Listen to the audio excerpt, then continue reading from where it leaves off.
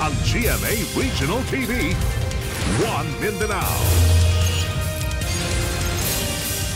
Aniya na ang mga dagkong balita karong adlaw sa One Mindanao.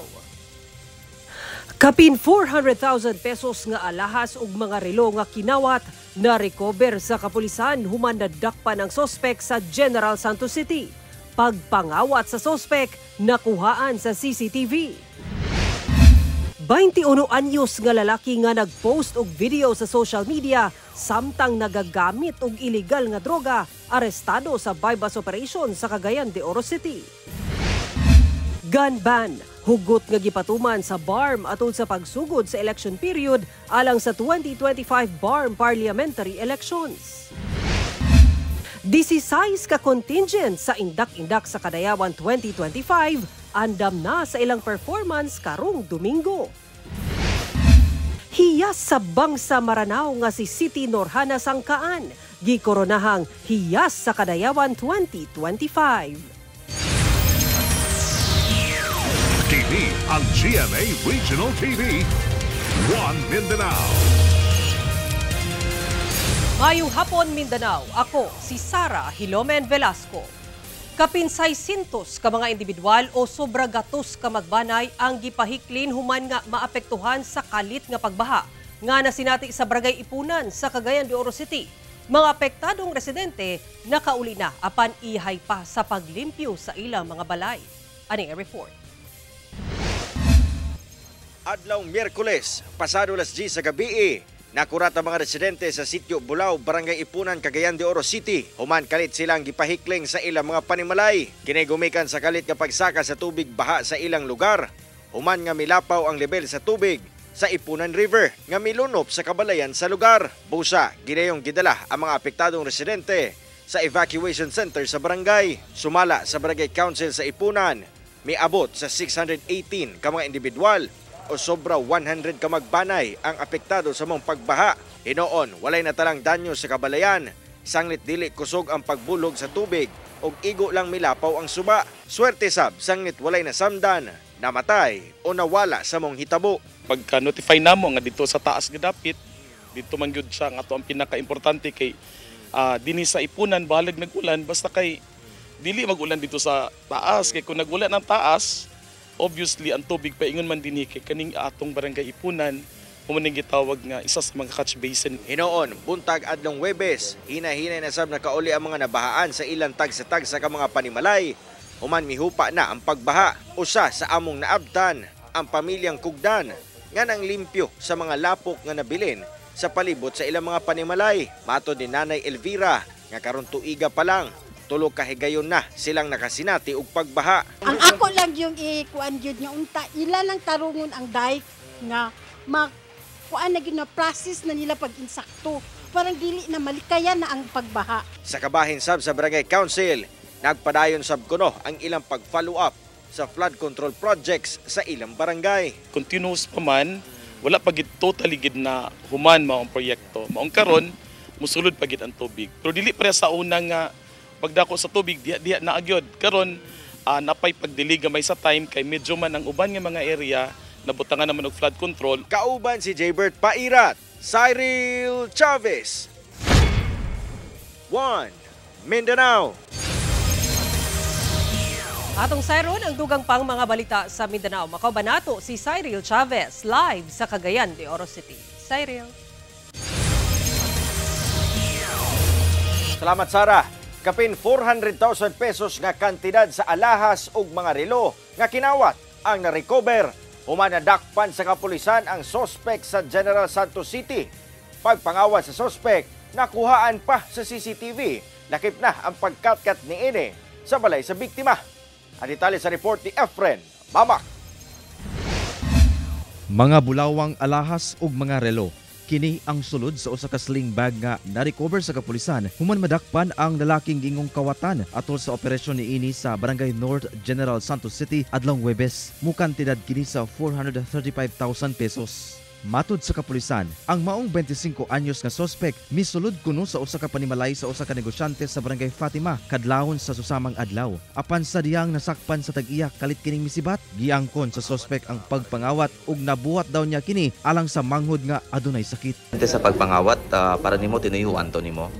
Kailangan na yung dito kurtay natin. Kasi akong mga na big pa, kailangan na abono na dugo. Apan matud sa kapulisan, makadagang higayon na kuno kini nga misulod sa maong balay aron mangawat. Gani sa CCTV sa maong balay niadtong Martes, August 12, nakuha ani kini samtang mikatkat sa pader sa maong balay ug misulod nga naka-hoodie jacket. Petsa 8 sa milabayng bulan, nakuhaan sab kini sa CCTV nga misulod sab sa maong balay. Aside from that, hindi lang isang beses niya pinasok yung area na yun. Multiple times, hindi lang yun. Gina-recover pa namin kung saan niya sinangla kasi according sa kanya, ibang tao ang inuutusan niya magsangla sa pansyapo. Hindi lang yun ang nanakaw. Sumala sa kapulisan, posibleng mubalor na kuno sa milyon ang kinatibuk-ang kantidad nga nakawat sa maong kawatan apan dispensa sa maong sospek. Nung ulo nila na ulo ng 3 million. Kung nakuha na ako ng 3 million, hindi ka tayo manglisod, hindi ka tayo magbuligot. Porsigido matud pa kuno magsangat og kasong robbery ang tag-iya sa maong balay nga gisuwayan nga makuha og pahayag apan nangayo og pasaylo ang maong sospek. No, sir, luwag nga sir. Wala di ko makuha na ng trabaho. Grade 5 lang ako tama, sir. No. Kauban si Gary Balantay ug Bong Vicencio, Efren Mamak. 1 Mindanao. Andam na ang contingent sa pamulak ug indak-indak sa Kadayawan nga ginaatangan gayud sa pagsaulog sa Kadayawan Festival 2025 sa Davao City. Atong sayron kung kinsang contingent sa live report ni Argel Relator. Argel. Sara, 8 ang contingent alang sa open category ug 8 sab alang sa Davao City School-based category sa indak-indak sa Kadayawan. Samtang mas mahimong mabulokon ang parada karong Domingo tungod sa mga entry sab sa pamulak sa Kadayawan.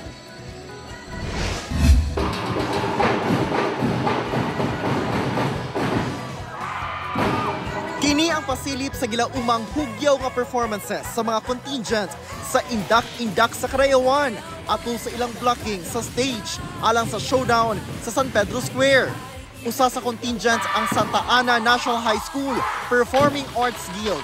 Sila ang grand champion niadtong 2019 sa Champion Circle category. Kinisabang ilang comeback, human ang 2 ka tuig nga wala sila nakaapil sa indak-indak sa Kadayawan. Usa ka bulan nila nga gipangandaman ang ilang performance. Ang showdown okay na, tanan prepare na ang mga props, ang mga instruments, prepared na tanan. Ihatag lang jud namo ang 100% na best namo. Angayang atangan ang 8 ka contingents sa Davao City School-based category. Ang Banaag Aplaya Performing Arts gikan sa Matina Aplaya Elementary School. Ang defending champion nga Sining Sayon Dawit Cultural Ensemble sa Davao City National High School. Lapu-Lapu Elementary School Performing Arts Company. Kultura Sandayo Indangan Performing Arts Guild gikan sa Chofilo V. Fernandez National High School. Mana Performing Arts Ensemble sa Daniel R. Aguinaldo National High School. Los Amigos Elementary School Performing Arts Guild. ug Sining Mananayaw Ensemble sa Katalunan Pequeño National High School. Samtang mas mupabibusab sa Kadayawan ang 8 ka contingents sa open category. Ang Katribo Mindanao Ensemble gikan Kapalong, Davao del Norte. Samutsari Dance Company gikan Santa Cruz, Davao del Sur. Ang pagbalik sa Grand Slam champion nga Sindak-Ani Performing Ensemble of Bislig gikan Bislig City, Surigao del Sur. Tinubdan Cultural Performing Arts of Davao City sa Barangay Bukana, Davao City. Indayog Mako Performing Arts gikan Mako, Davao de Oro. Saliw Indak Mananayaw of Kapalong and Talaingod sa Davao del Norte. Ug ang defending champion nga Balangay City High Performing Arts gikan Mati City, Davao Oriental. Mas mahimong mabulukon sab ang parada sa contingents sa pamulak sa Karayawan. 6 ka floats ang sa dako category, 12 sa gamay category, ug 10 sa corporate o non-competing category. Magsugod ang pamulak og indak-indak sa Karayawan 2025 alas 6 sa buntag karong Domingo, gikan Rojas Avenue padulong sa San Pedro Square. 3 ang stopover sa indak-indak, diin dunay 2-minute teaser performance sa Rojas Corner CM Recto Avenue, Bonifacio Corner Pelayo Streets ug San Pedro Square. Alas 5 sa hapon ang Grand Showdown sa San Pedro Square.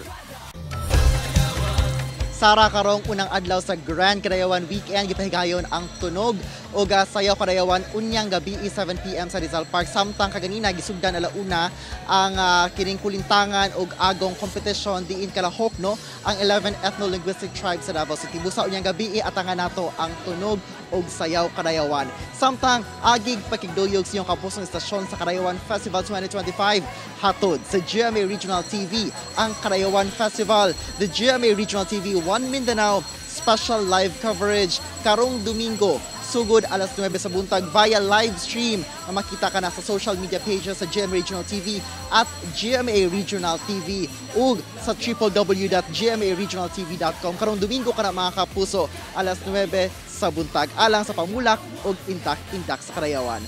Happy Karayawan Festivals to mga kapusong Dabawenyo. Alright, happy Karayawan sa ato mga kapusong Dabawenyo. Daghang salamat, Argil Relator. Lalaki nga nagvideo sa kaugalingon samtang gituhuang gagamit og shabu nga mi viral sa social media. Dakpan sa gilusad nga bypass operation sa kapulisan sa Cagayan de Oro City. Suspect kanina kuno na priso tungod gyapon sa mong kaso. Aniya ang akong report. Sa kuhang video nga gi-upload sa social media, kita ang walay kahadlok nga pagpakita sa usa ka lalaki samtang nagagamit kuno kini og illegal nga droga. Gilayong mikalat among video og nag-viral. Apan adlaw Miyerkules among lalaki sa video gipusasa na human madakpan sa gihimong bypass operation sa Bulwa Police Station, ilawom sa Cagayan de Oro City Police Office. Ang sospek 21 anyos nadakpan pasado alauna sa hapon adlaw Miyerkules sa Zone 1 Barangay Kanituan ning syudad. Sigon sa PNP, positibong napalitan ang sospek og shabu. Bugti ang 500 pesos nga mark money og diyang gikapkapan. Nakuhaan pa kini og laing upat ka sachet nga mo kantidad og 3,400 pesos. Nasuta nga ang kanide ay nga batanon nga ilang nadakop. Katuning nag-viral nga video nga usa ka batanon nga nagvideo sa iyang kaugalingon nga nagamit sa illegal nga droga ug kani ang karon ang gipistahan gayud kani daghan gid ka ng interes kung kinsa bagid ni siya nga batanon og diha nasuta nga parihatong same person tong nadakop nila sa usa ka bypass operation ug katong nag-viral nga video. Dugang sa kapulisan nga ang operasyon dili tungod sa viral video. Apan target na gyud sa kapulisan ang suspect human ma-monitor nga gapamaligya kini og illegal nga droga. Kanhi nasab na priso ang mga suspect sa susamang kaso. Apan nakagawas lang sa prisuhan. Aningon siya nga gigamit lang daw to, gi-blackmail lang daw to, giposto sa lain ug dugay na daw to niya gihimo nga video. Apan mao lagi ni ang panawagan ni Kokpo nga seryoso si Kokpo sa atong kampanya sa illegal nga droga. So dili nato i-disregard o dili nato himong katawanan o pistahan sa social media ang mga illegal nga buluhaton. Kasong paglapas sa Dangerous Drugs Act ang atubangon sa suspect kinsa wala na biluwat og pahayag. Kauban si Makoy Sempron, Cyril Chavez. 1 Mindanao. TV ang GMA Regional TV. 1 Mindanao. Gikan sa 11 ka kandidata nga girepresenta ang ilang tribo, gikoronahan na ang hiyas sa Kadayawan 2025 nga gikan sa tribong Bangsa Maranao. Atong sayro na mga katikaran atol sa Grand Coronation Night, kauban si Argil Relator. Hiyas sa tribong Ata! Hiyas sa Bagong Ata! Hiyas sa Bagong Tanyagawa!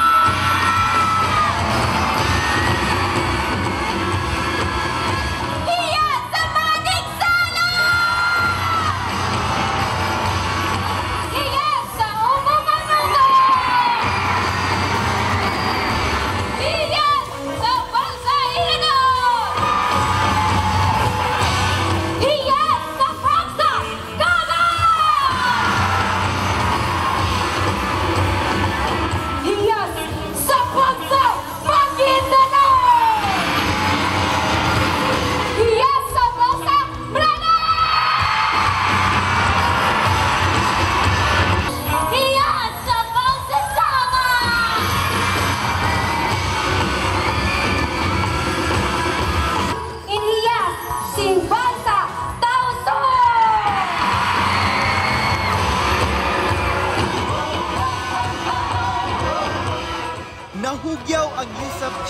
mag-assume sa Grand Coronation Night sa Hiyas sa Kadayawan 2025.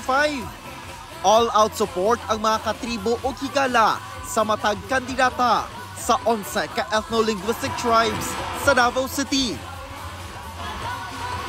Gipasundayag pagbalik sa top 3 best in cultural presentation ang ilang performance. Si Hiyas sa Ata, Hiyas sa Maguindanawon, ug Hiyas sa Maranao. Gipabilib sa matag kandidata ang crowd sa ilang pagsalang sa duha ka hugna sa question and answer portion. Sa final Q&A, pinaagi sa ilang tubag, dinhi nasukod ang ilang kaalam, kahibalo, ingon man gisuta ang ilang pamaagi sa pagpalambo sa cultural communities ug ang tibuok syudad sa Davao. Assalamualaikum. I am a woman of pride, wearing my traditional clothes here, standing in front of you not only as a representation of myself, but as a representation of my Bangsa Maranao. I stand here not only as one, but giving also a great benefit for my traditional attires, not only my traditional attires, but also the cultural heritage that I have in my Bangsa. Because I believe when a once philosopher once always said to me, that it's very important for us not only to preserve it, but to also to empower it, ensuring that every cultural heritage shines brighter for every generations to come. Shukran. Thank you, Hiyas City. Mapasigarbuhon sab nga gipresenta ang 11 ka deputy mayors sa syudad. The Hiyas sa Kadayawan is not a pageant of beauty, nor a pageant, but a remembering of beauty of our tribes represented by the chosen ladies of our respective tribes. Dili lang ini parada sa kaanyag ug kaalam. They carry the spirit of their people, their story, and their traditions. Sa ulahi, napiling Best in Cultural Presentation si Hiyas sa Ata, Jovi Utahi. Siya sab ang gikoronahang Hiyas sa Kalambuan 2025. Hiyas sa Panaghiusa 2025 si Catherine Kate Oda. Ang Hiyas sa Bagobo Tagabawa. Ug ang gikoronahang Hiyas sa Kadayawan 2025 si Hiyas sa Bangsa Maranao, City Norhana Sangkaan.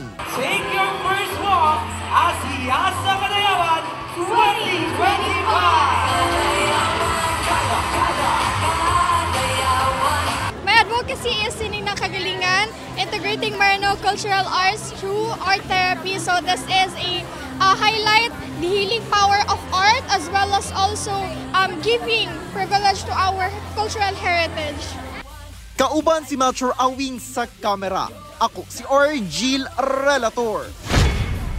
1. Mindanao.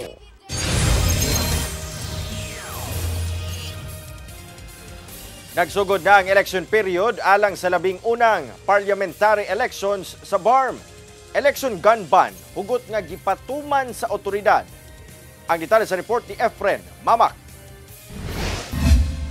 Usa-usa nga gi-visual search sa personahe sa PNP ug AFP ang mga motoristang maglabay sa Comelec checkpoint sa Barangay Limuok, Lamitan City, Basilan, sugod 12:01 sa kadlawon adlong Huwebes. Subay kini sa gipatuman nga gun ban karong nagsugod na ang election period alang sa 11 parliamentary election sa Bangsamoro Autonomous Region in Muslim Mindanao o BARM nga ipaygayon sa October 13.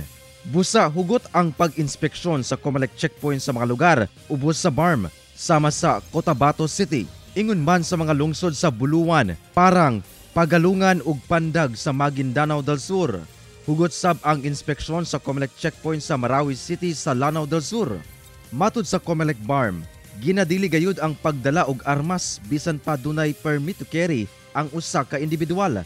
Lakip sab nga gibawal ang ammunitions ug explosives gawas sa panimalay. Even you have a permit to carry, bawal yan. Otherwise, you will be charged of election offense with penalty of 1 year and 6 years. And of course, yung kaakibat na violation of firearms law kung wala kang permit to carry. Mulungtad ang pagpatuman sa gun ban sa tibuok election period hangtod October 28, 2025.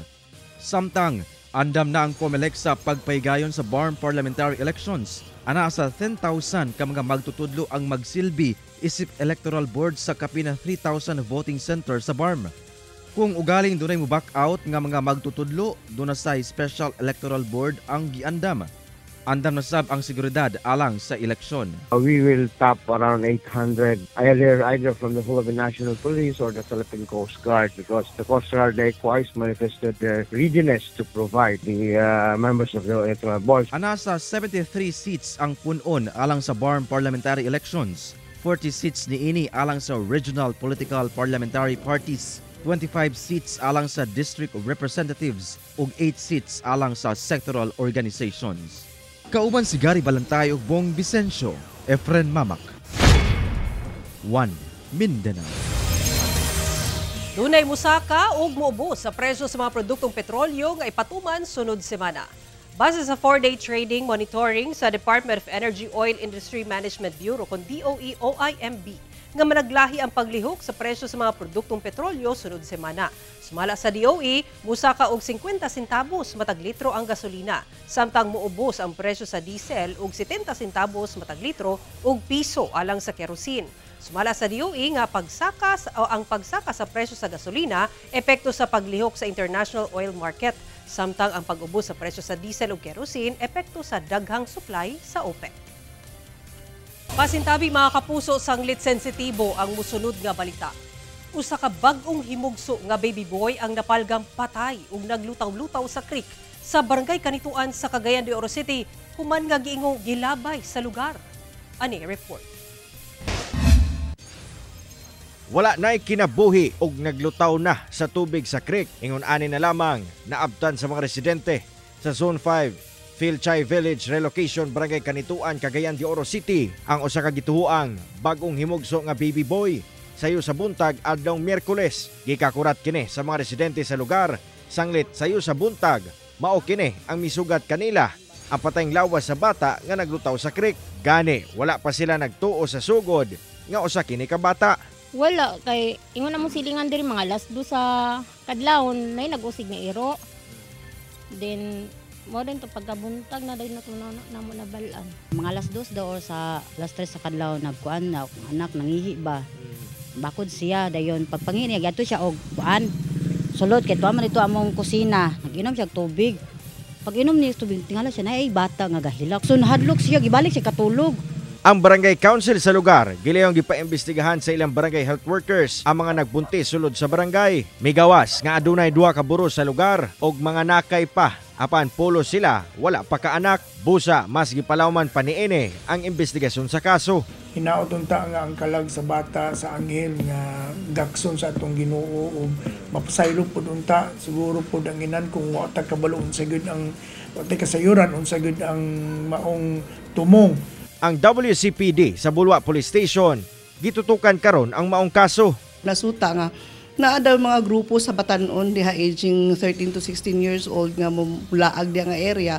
Ug sa pakisusi nila ana daw buros po mao to ang ilang gi-monitor karon gi-surveillance kay ang katupong t-shirt daw nga giputos sa bata ana apoy makapinpoint nga naay nagsuot ato. Kasong infanticide o pagpatay sa usa ka bag-ong himugsong bata ang posibleng atubangon sa inahan og mga kaubanan ni ene kung naaman nga mihimo sa maong krimen. Busa nanawagan ang PNP sa mga individual nga adunay impormasyon sa hitabo nga makig-alayon sa ilang buhatan. Kauban si Makoy Sempron, Cyril Chavez. 1 Mindanao. Mas gipakusgan karon sa Department of Migrant Workers Region 11 ang ilang kampanya aron batukan ang anti-illegal recruitment and trafficking of persons. Pinaagi sa pakigtambayayong sa nagkadiang media institutions sa riyon. Si Argil Relator alang sa dugang detalye.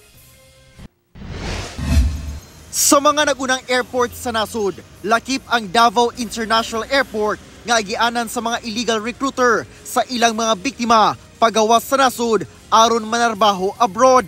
Sumala sa Department of Migrant Workers kun DMW-11 nga nagkaraiyang modus ang ginahimo sa mga illegal recruiter.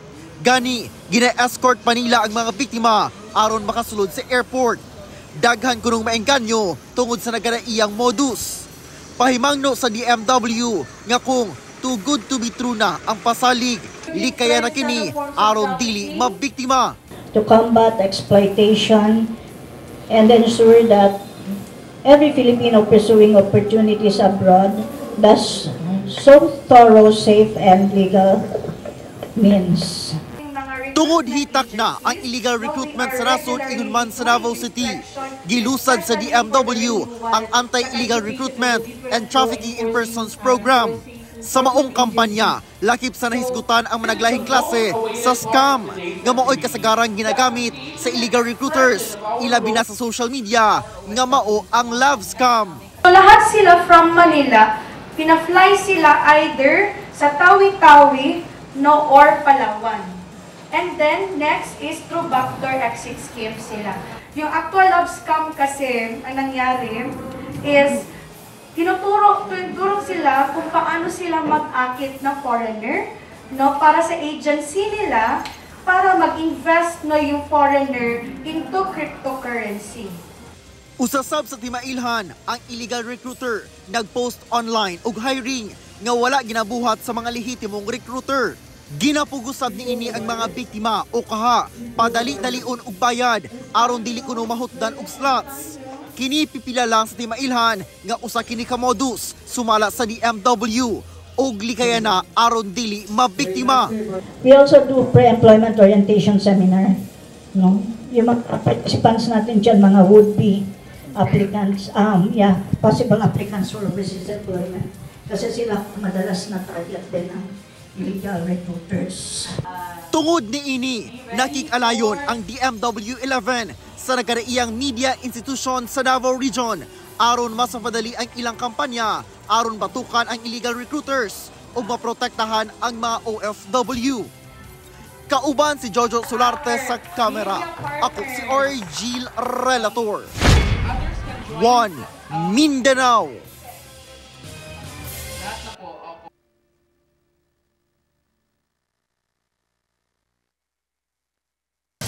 Patay usa ka van driver samtang samdan ang 5 ka mga madre ug usa ka monghe human mabanggaan ang ilang gisakyang van sa kasugat nga trailer truck sa Damulog, Bukidnon. Mga madre, luwas na samtang truck driver gikustudiya na sa kapulisan. Ani report. Di na maitsura ang dagway ni ining van samtang gina-rescue ang natrap nga van driver. Kinihuman ang panagbangga sa usa ka van ug trailer truck sa Purok 3, Quarry, Barangay Sampagar, Damulog, Bukidnon. Pasado na 5 sa hapon adlawng Lunes. Base sa investigasyon sa PNP, pag-abot sa lugar sa aksidente, na overshoot ang trailer truck sa kurbadang dalan nga ginalata sa van. Rason sa panagbangga sa tubangang bahin sa mga sakyanan. Ito nga sir, itong area na to sir, nagpang-abot sila sir, no? Ang vehicle to sir, on which tong truck, nakapasok siya sa opposite lane sir ng kwan, sa katong kasalubong niya na kwan sir, van. So ito na nga sir, natamaan tong driver. Dead on arrival sa ospital ang 66 anyos nga lalaking van driver, samtang samdan ang 5 ka mga madre ug usa ka monghe nga sakay sa mong van, kinsa gikan sa kumbento sa Malaybalay City sa Bukidnon, padulong Cotabato. Ana-ana sa ospital ang mga biktima og luwas na sa makuyaw nga kahimtang. Okay naman sir, stable naman sila sir, no? Actually, 5 madre sila sir, pero ang na-confine na sir is ang 4 sir, ang isa is nag-serve as watcher sa ospital, no? Samtang ang driver sa truck gikustudiya sa Damulog PNP og mag-atubang og kasong reckless imprudence resulting to homicide, multiple physical injuries ug damage to property. Wala pa kini mihatag og pahayag. Ginasulayan pa sa GMA Regional TV 1 Mindanao nga makuhaan sab og pahayag ang mga naluwas nga biktima. Discipline siya, no, when it comes sa driving, right attitude, and sa kwancher, observe the kwancher traffic rules, no, especially itong mga areas na dapat mag-slow down to sir. Cyril Chavez, 1 Mindanao. TV ang GMA Regional TV 1 Mindanao. Avisala mga kapuso ang Dabawenyo, get ready kay makiselebrate ang cast sa Encantadia Chronicles Sangre sa Kadayawan Festival 2025 sa Davao City. Mga kapuso, muabot na ang bagong henerasyon ng sangre ug tagapangalaga ng mga brilyante dinhi sa Davao City. Kaya aron maghatag og kasadya ug kalingawan sa Kapuso Mall Show. Watch out for Bianca Umali, Faith Da Silva, Angel Guardian, and Kelvin Miranda this August 17 Sunday sa alas 4 sa hapon sa Gaisano Grand City Gate Mall sa Buhangin, Davao City. Kita-kits mga kapuso!